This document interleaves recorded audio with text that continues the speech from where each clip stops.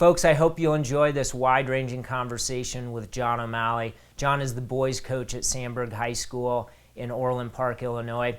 You may or may not know this. He's the only coach to have coached 2 different Foot Locker national champions, and he also has this amazing stat and track where for 7 years his boys averaged 744 for the 4x8 relay. If you want to do the math on that, that's 156 per young man. So that's absolutely fantastic. Wide-ranging conversation. We talk about burnout in coaching. We talk about the culture of his team. And what is really neat in 2020 is, in his mind, this is the most important year of his 18 years of coaching at Sandburg High School. So enjoy this. And at the end, I will share some information about how you can watch the Boulder Running Clinic's 2020-2021 Winter Webinar Series that John will be a part of. All right, thanks. All right, John, thanks so much for being part of the Boulder Running Clinic's Winter Webinar Series. And it's kind of crazy that we're November 2020, and I don't know about you, but for me, it feels like way more than, years ago that we were in Boulder in January 2020. Yeah. Well, think of all that's happened. Yeah. I mean, it's been it's been a long year, but yeah, that even thinking about being in a room with people and doing all the socializing and stuff feels like a whole different lifetime. So yeah, it's been a long time. So it's good to see you, Jay. Yeah, it's great to see you too, folks. I'm really fortunate that John takes my text messages, and so it's always fun for us to be able to be face to face or on a podcast, and especially now when we can't do it live. So, Yeah, for sure. and how cool is it that I interviewed Kim yesterday and have the other the younger about what she's the oldest in the family. She's the second oldest. Yeah. Oh, second oldest. Okay. Yeah. Okay. So yeah, there's 5 boys and Kim's the one girl, and she came in second in line, and I'm fourth in line. So All right. I think Kim and I are most alike out of the group, though. So. All right. Oh, interesting. I don't think I've ever heard you share that part, which makes sense. I mean, yeah, because and as we'll hear for people that hear both of you, she just is very holistic. She has this very holistic view of education and this profession of being a coach. Right, and as you know, so do I. So, yeah. Yeah, it's awesome. All right. Why don't we talk about this? Why don't you explain? And I know you don't want to brag about this, but put it in context. So you're the boys coach at Sandburg High School, a suburb in Chicago. How many years have you been coaching cross country and track? And share some information about state championships and cross country and accomplishments that way. So 18 years. I guess this would be, I started in track, so it'll be my 19th track season technically, but, so yeah, about 18 years. We've qualified for state in cross country every year I've been coaching. So we actually started a streak the year I started. The year before, Sandburg didn't make it. So it's kind of unique that year one we kicked it off, and we've been going ever since. We won a state title. We've been to Nike a couple times. Finished as high as 4th, even with a couple of setbacks there. Future Foot Locker national champion Dylan Jacobs did not run in that 4th place finish, even though he was our first or second runner that year. Hold on. I've forgotten that. So you were 4th at NXN. Yeah. No Dylan Jacobs, who would have been the first or second scorer. Yeah, we had a crazy. Yeah, we had. He was our first or second guy the whole year. Sean Torpy was the other one, kind of going back and forth. I mean, Sean Torpy was a 4:03 miler, and a low 14-minute 3-miler, so in a 1:47. So he was a very, he finished 5th at NXR, so he was a high class runner, and Dylan was neck and neck with him. But Dylan got injured in the middle of our state qualifying meet. There was a creek they made us run through, and it happened to be 38 degrees and this torrential down. It rained for 3 days straight, so it was just literally the worst conditions I've ever been in. So he stepped in wrong, popped out, and his hamstring was done. Oh, man. So that was a week before state. So anyway, so we lost him in our state championship and NXN run. So so that was quite a team, and then Dylan Jacobs went on to win Foot Locker. That was the second Foot Locker guy we've had. Lucas Verspikas was the other one. Yeah, I don't know. Yeah, it's been great. We're noted for our 4x8s, as you know. I don't know. Yeah. Yeah. Well, and it explain too. I mean, to put the idea of burnout in context. I mean, why has this season been frustrating for you in terms of how the state of Illinois looked at cross country, what you were allowed to run, and then why you didn't have a state meet, and I don't know if you were ever told why you didn't have a state meet, but yeah, not really. Yeah, I mean, I think the biggest thing with burnout with this season was not knowing what next week was going to look like, and as most people in the country dealt with all summer, it was, what are we prepping for? Are we prepping for March? Are we prepping for February? Are we prepping for November? And most coaches dealt with that, and we got announcements in August, really. So a week before our season started, we got notified that we would have a season, but it would only go through the regional meet. So, it's not clear why that was. We certainly could have had a state meet in the same parameters of all our other meets. But they didn't want to pull the trigger on it. So I don't know if it was a matter of, we had 4 sports in Illinois run this fall. We didn't have football. We didn't have soccer. We had tennis, and we had golf, and we had girls swim. And I don't know if it's a matter of not being able to put those state tournaments together and, trying to create a sense of equity. But regardless, we couldn't have one. So a lot of the quote unquote burnout is just not knowing what we're getting ready for, what we're working for, what we're preparing for. And that was true with school too. All summer I was meeting with teachers I really respected and saying, like, how can we prep for this? How can we get ready? This is going to be a huge challenge. And we didn't know what the heck we were preparing for. So we couldn't even really, we wanted to sit down and devote the time to it. But the truth is, we didn't know until August what our school year was going to look like. And then every week since then, it's looked different.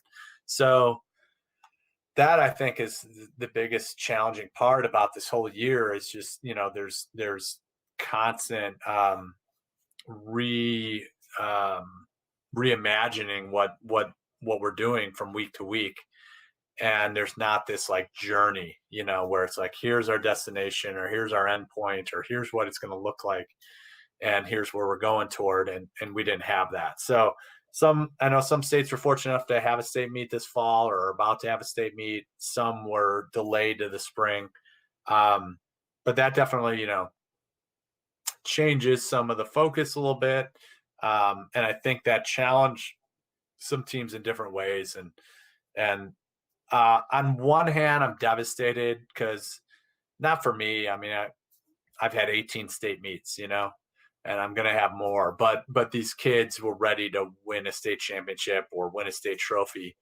And they don't get that cool experience, what we were just describing, these events. absolutely. Where Dylan Jacobs goes down and we still win a state title. Like, those kids never got to go. These kids this year never got to go to the line for that.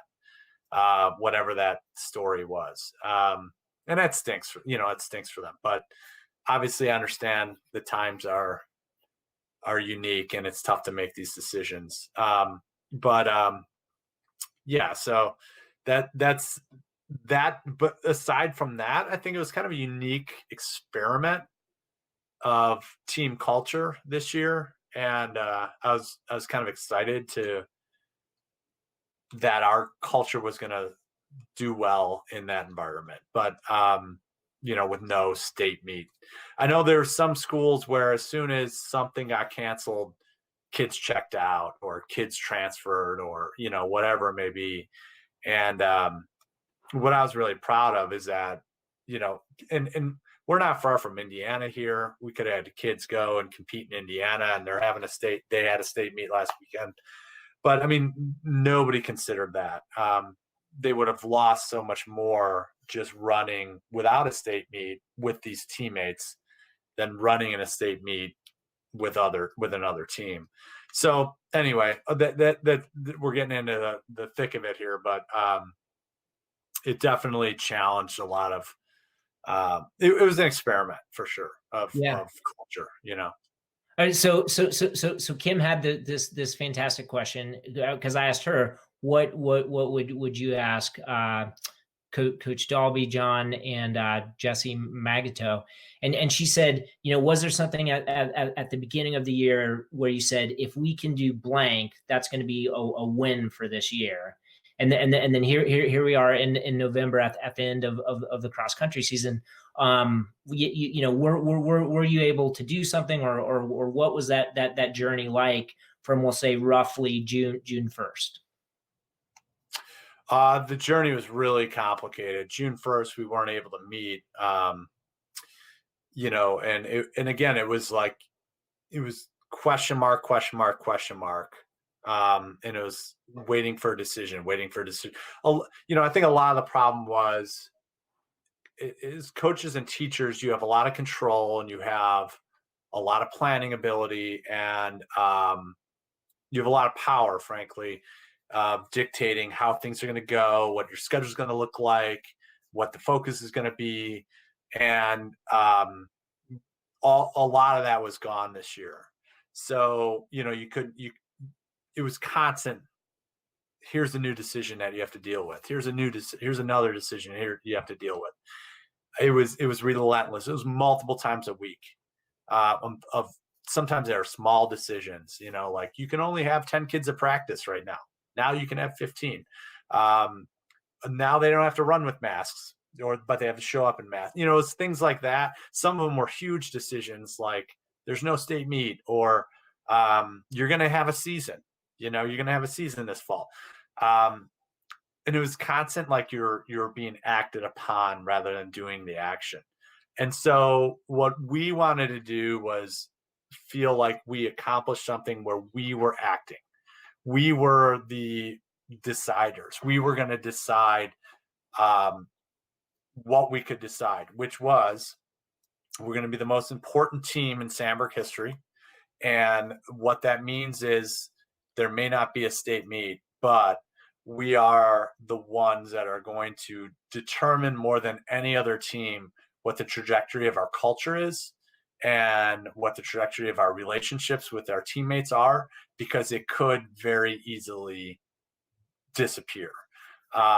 So that was it, like we wanted to take control of that. Like if we took control of that where we felt like the essence of the team was still there in November, regardless of if we're now like a running club or if we're running a state meet, then we've succeeded. So that's what it was, and I think teams that have focused most on the past on outcome oriented goals probably struggled more, but for us, we've never focused on that. And so I think it was in our wheelhouse a little bit. And that's what was kind of interesting to me. Like, can this survive in this framework? Is this just a lot of BS? Do we say we're really about the journey? Do we say we're really about the process and about who we're becoming, but we really want a state championship? Or are we for real about that? If we can answer yes to that, better in a state championship. And that's what the goal was, So, and we certainly felt like we answered yes to that this year. It was not pretty, it was hard for sure. And it was harder on some kids than other kids, freshmen versus seniors for sure. But I think we accomplished our goals. So, when we got down to it, it's kind of like if you have that goal, that kind of a goal ahead of time in a normal year, you go to the state championship and you have a sense of calm, you have a sense of peace. And normally I do. So I think this year I had that same peace, and it wasn't, I didn't need a state meet to confirm it at all. Yeah. Yeah. I mean, that being said, can you just share the stats via this time trial? I mean, your kids one through 7, you have a team that can do blank right now. Yeah. So I mean, on one level, Jay, this is the most successful story of my coaching career.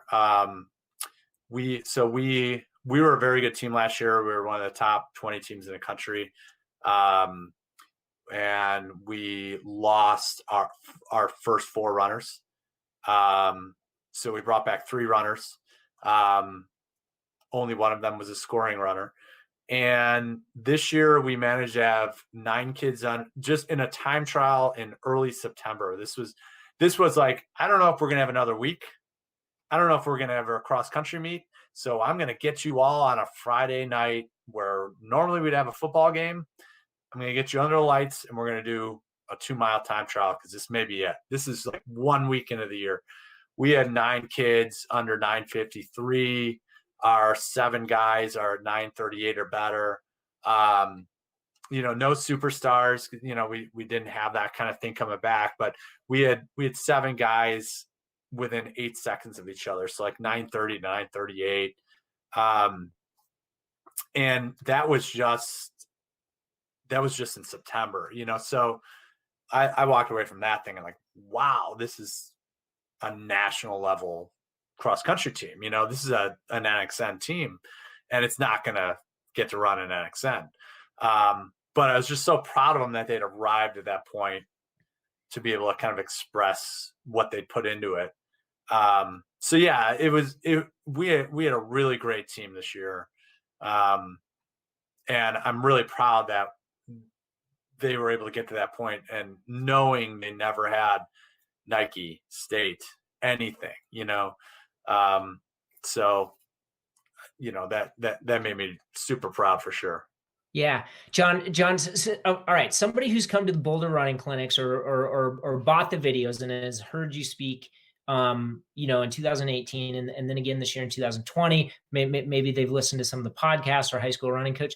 Like, this isn't the topic of burnout, but I'm just wondering. Okay, so John O'Malley creates the narrative. How the hell do you get kids to buy in to an English teacher's narrative to your idea of like? Kim alluded to the fact that every year your shirt says something different, but I'm sitting here tonight in Colorado saying, yeah, but how do you get the kids to buy into whatever is on that shirt?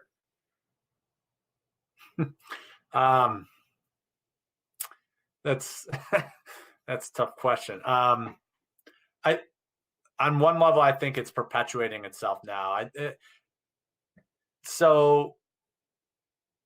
I spent the first 3 weeks of the school year this year, which were all done like we're doing right now, Jay.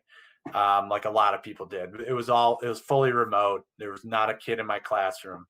I was alone in my classroom, doing this through the computer, for 7 hours a day. What I'd spent those first 3 weeks doing was breaking down the wall, and we did 0 English content. Well, next to 0 English content. It was my pivot was, all right, I'm going to go all in on, I'm going to break this down. I'm going to figure out how to connect to these kids. Like, I'm going to get to these kids, I'm going to tell stories. I'm going to call them out and ask them. I'm going to bring all sorts of energy. I'm going to figure out ways for them to share stories of their life. And anyway, all this is to say, I feel like I made these connections through a computer, which is really tough and really challenging, especially because kids could check out at any point. Regardless, that seems like, from a content standpoint, 3 weeks of wasted time, particularly when, content is going to be slow this year.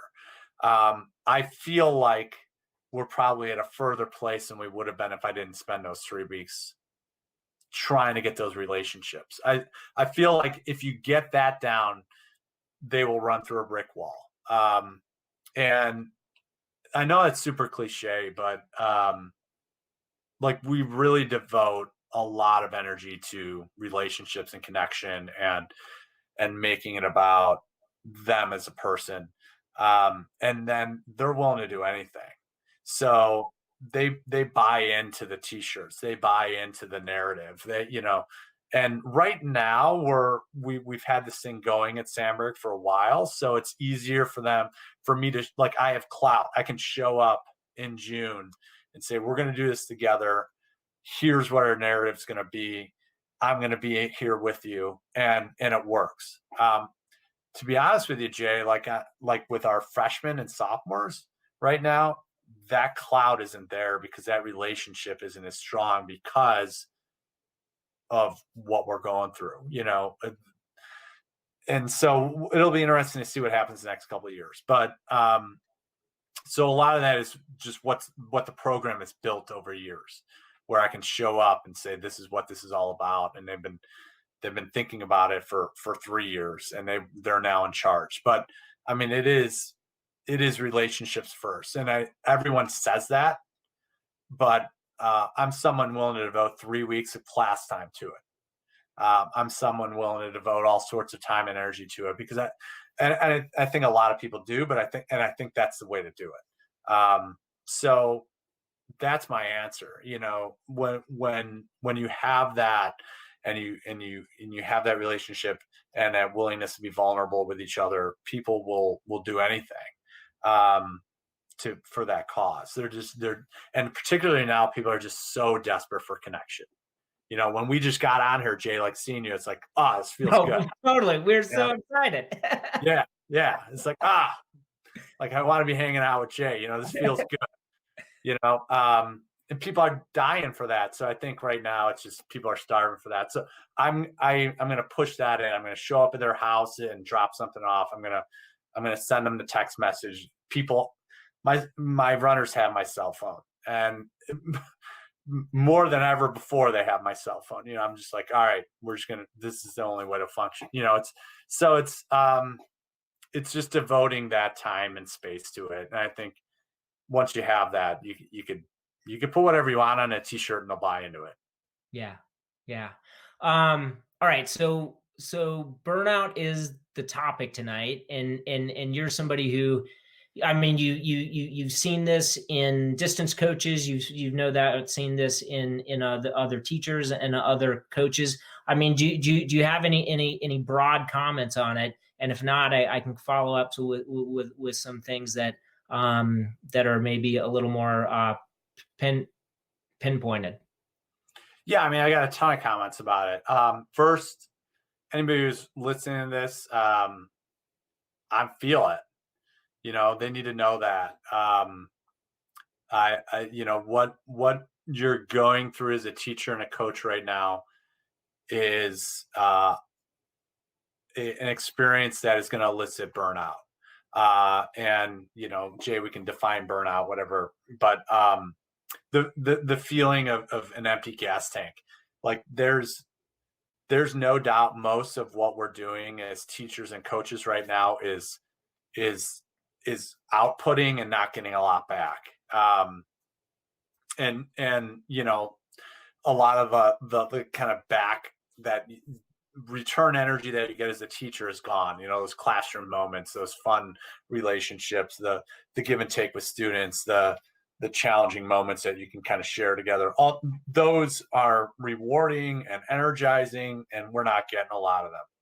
So in a normal year, I would say I'm always dealing with burnout because I have a hard time with boundaries. I have a hard time turning off. I have a hard time saying no. I have a hard time not giving everything to something. So I think the first thing is that everyone should know that it's real, and a lot of people are feeling it, and I'm certainly feeling it. I'm there with you, and I think a lot of times a feeling of burnout is a feeling that like I don't have enough to do my job well. And knowing that other people are going through that like me can sometimes be refreshing. And so I want to share that for sure. So that's the first thing. I mean, I've come up with a lot of strategies, and I have some strategies in place that I'm going to use, moving forward. I'm going to try, because I don't, like most people, I don't just say, well, this is a problem, I'm just going to not, deal with it.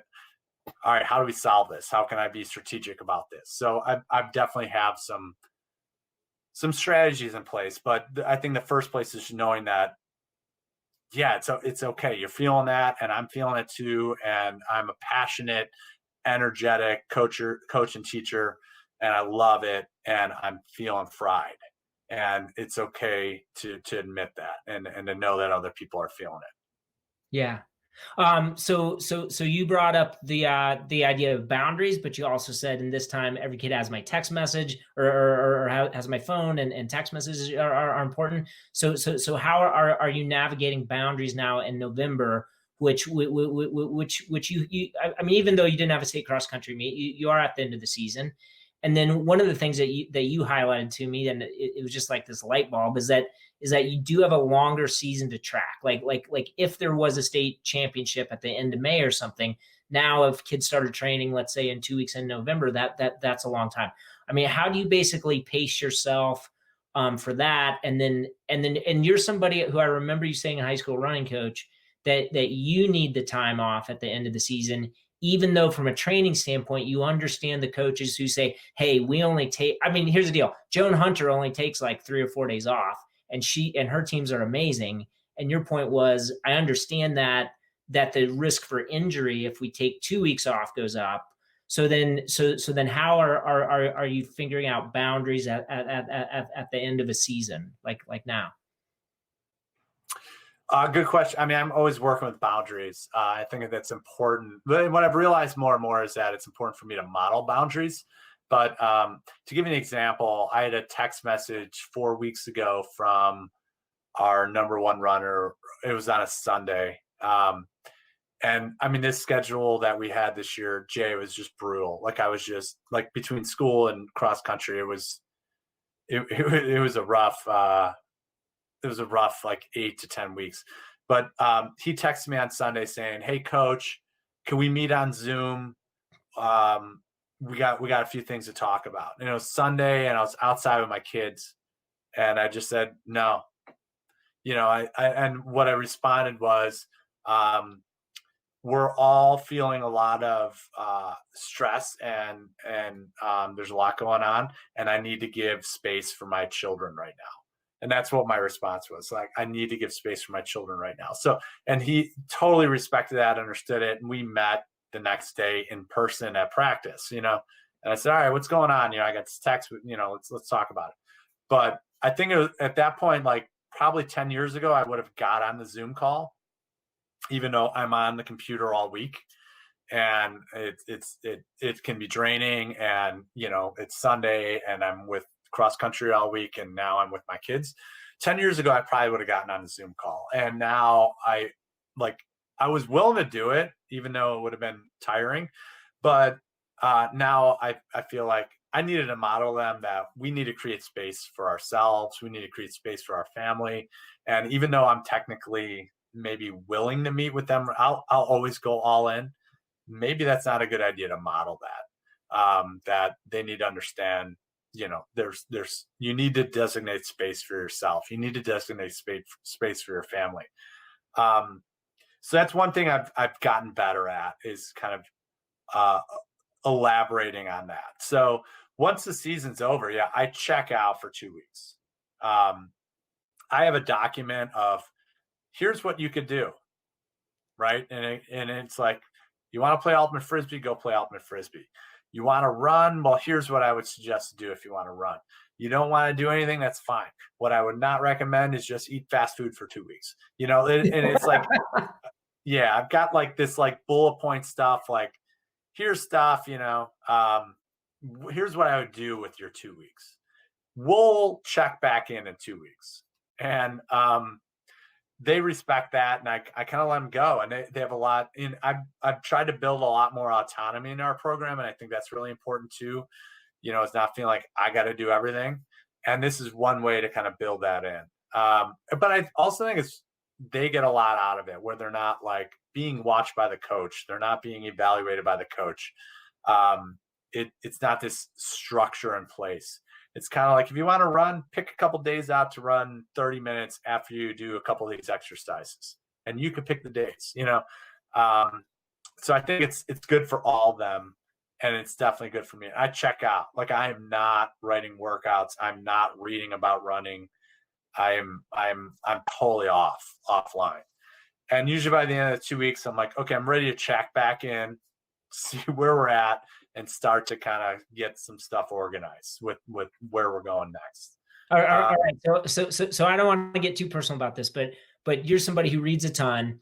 You're somebody who has young kids, and your kids are how old right now? 5 and 3. Yeah. So you're in the middle. Anybody who's a parent knows that it's chaos, right? Like, you got a 5-year-old and a 3-year-old, so it's chaos. Yeah. So like, what do those 2 weeks look like? I mean, Kim and I talked about self-care, and we both agreed that we don't necessarily love that term, because it doesn't have to be some like yoga retreat and some fancy, I don't know. Living in Colorado, yoga, self-care, bubble bath, like that's kind of what everybody thinks. But like, I mean, is this a time where you say, I'm not only not reading about running, I'm not reading Charles Duhigg's book, even though I highly recommend it. I'm not even reading at all. And I'm not exercising, or I'm exercising more. Like what do you recommend? If you could go back and tell, yourself when you're 5 or 6 or 7 years into it, what would you tell yourself to do during those 2 weeks? Yeah, what your soul is telling you to do, and when I was 5 years in, Jay, I don't think, like, I wanted to get right back into it, and I wanted to, like, what did I just screw up, and how can I do it better? Let's re-up, let's go back at it. And now I'm kind of like, I'm not saying I'm not looking forward to the end of the season, but I definitely welcome it. And it's like, it's my time, and I run, and I don't have to worry about supervising kids. It's like, I can just go run. And if I don't feel like running, I don't run.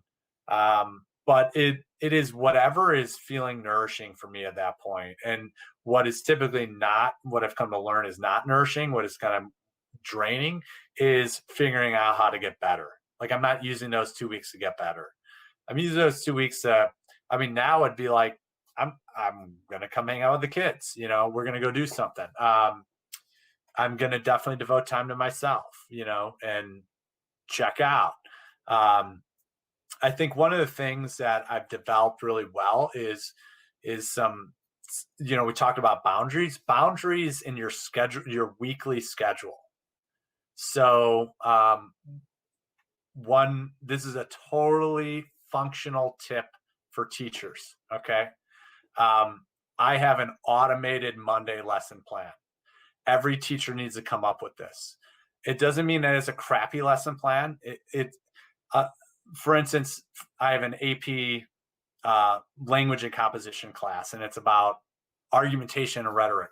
Every Monday we do what I call op-ed Mondays. And they come in with an op-ed from the weekend, and we talk about, all right, what's the arguments? How are they? All right. There's more to it than that, but that's the bottom line. It's automated.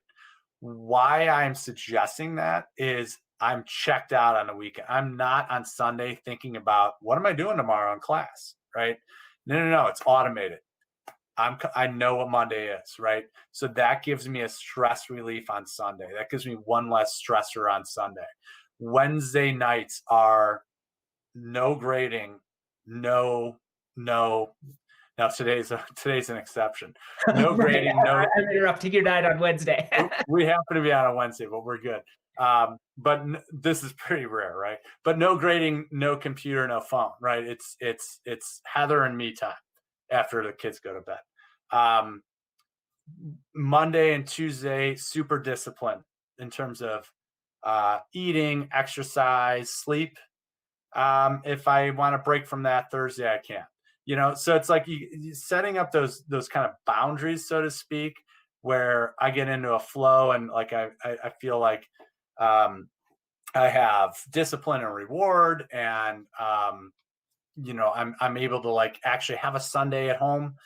Like the reason I say the Monday lesson plan is because Sunday's so damn important for cross country coaches. And you've got to space that out for yourself. You've got to actually give that space where you can be present with your family or with your own whatever you want to do that day.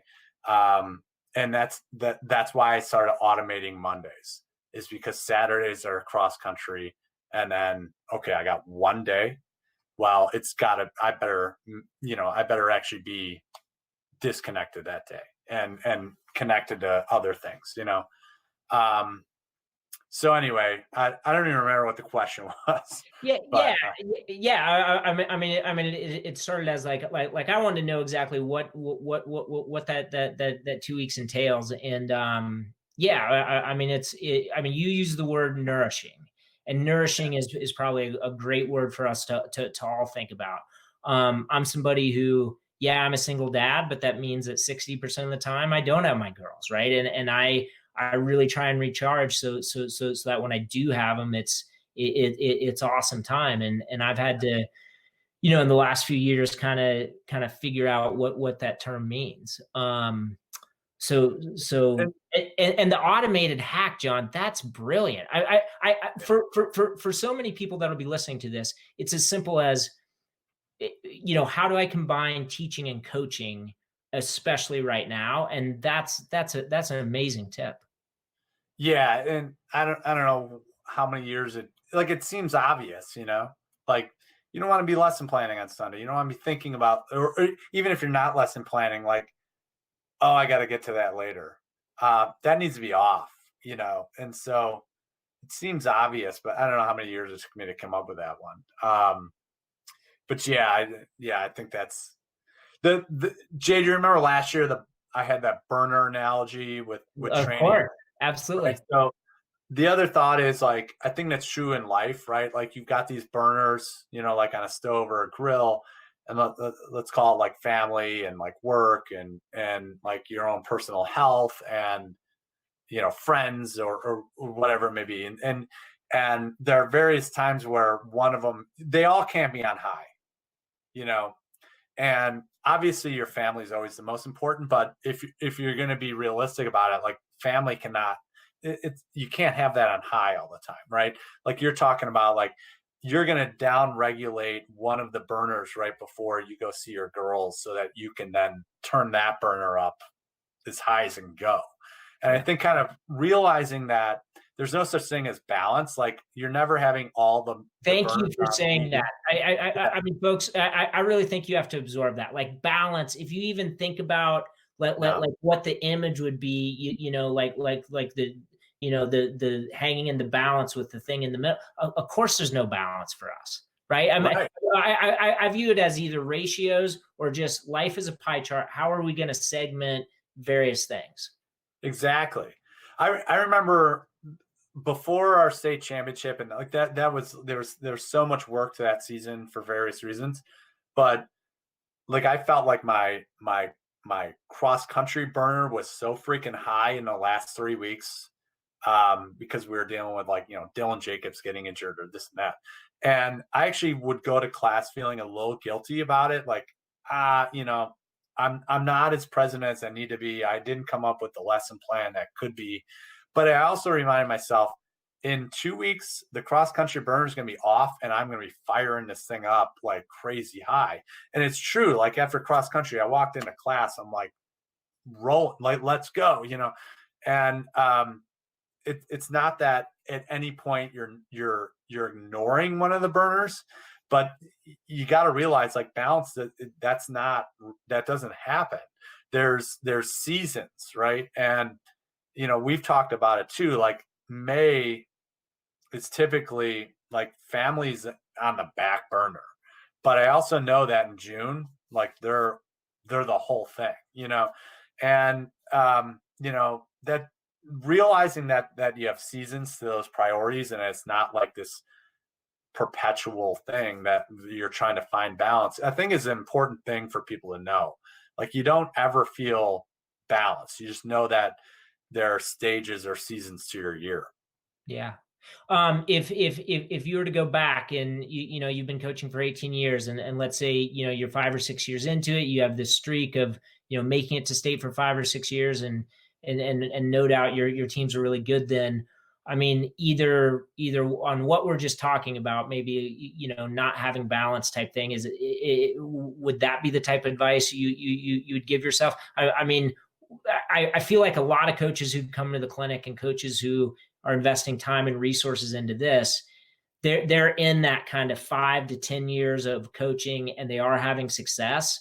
But they also, I mean, you've got 18 years. I talked to Jessie earlier tonight. She's got 22. I mean, Dalby, as young as he is, I mean, he's got a lot of years too. So to these coaches who are super fired up and want to be good for a lot of years, what is your advice, or what advice would you have given yourself?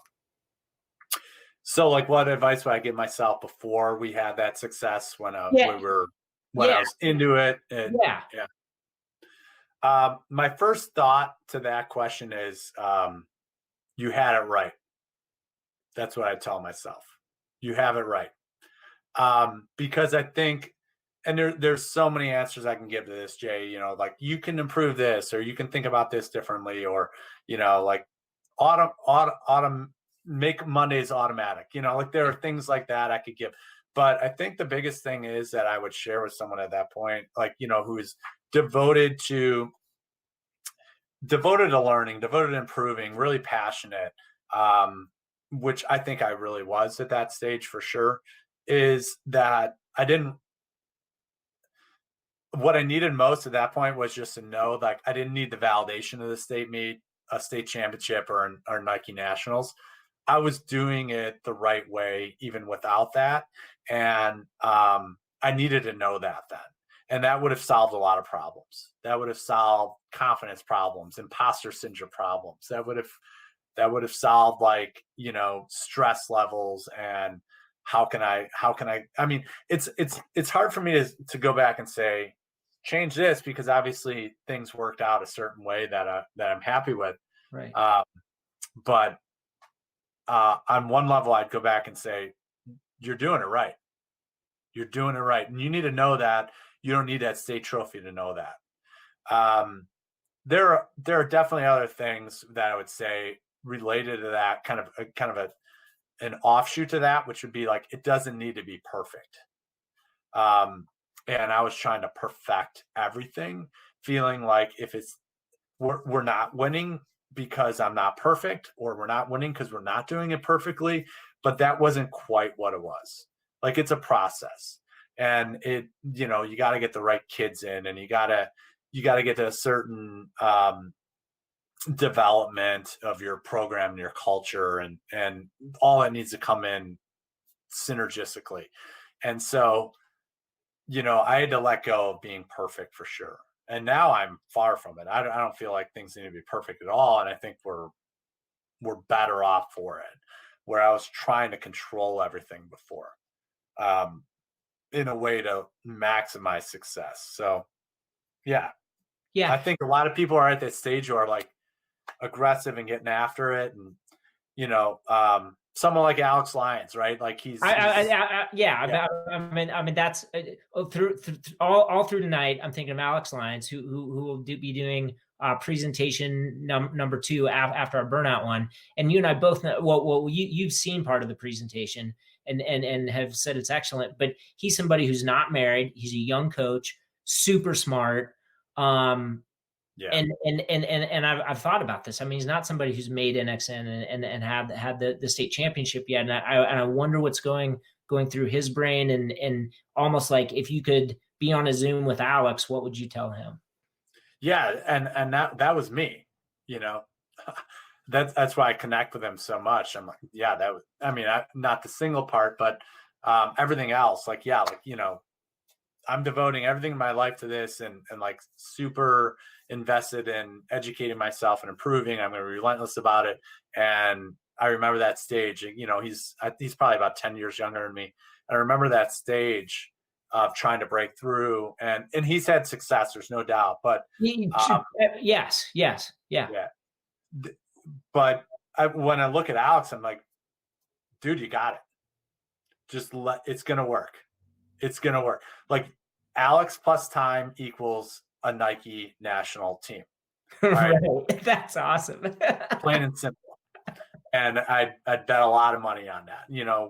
Maybe we could look at this clip 5 years from now and laugh at it. But he's doing it right, and things will come together. And that's what I would have told myself. Like, dude, you got it. Like you're doing coaching right. There are things that I was doing when I was 23 years old that I did better than I do now. And there are things that I know now that I didn't know at 23, but it's the, for me, like I am not a naturally confident person. I am constantly questioning myself. And that would have been what I would have told myself. Like, you are doing it right. And you keep going with the values you have, and things will work out. And if they don't, like, there are some things out of your control too. But so anyway, yeah, that's why I look at Alex. Like, you got it. It's gonna happen. It's gonna happen. You're gonna be on a podium at Nike. It's gonna happen. But that's not why you're doing it, and that's why you're gonna be on the podium. Yeah, absolutely, John. We've got about. I'm kind of annoyed with life right now because I do have to. Jay. Because I have to get off at a certain time, and that's. Yeah. But what's cool is next Wednesday night, and thanks so much for doing it on a night that is normally a sacred night for you guys. But this has been fun. My last question is, what questions? I mean, do you have any questions in the software? What coaches can do prior to Wednesday is writing questions. You'll be there. Kim will be there. Jesse will be there. What are some types of questions that you might ask this group on the title of Burnout, or just things that if you could ask Kim a question?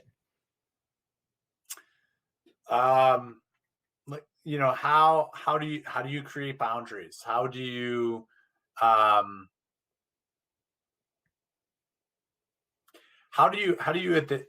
Jay, you've talked about the Stockholm syndrome. Yeah.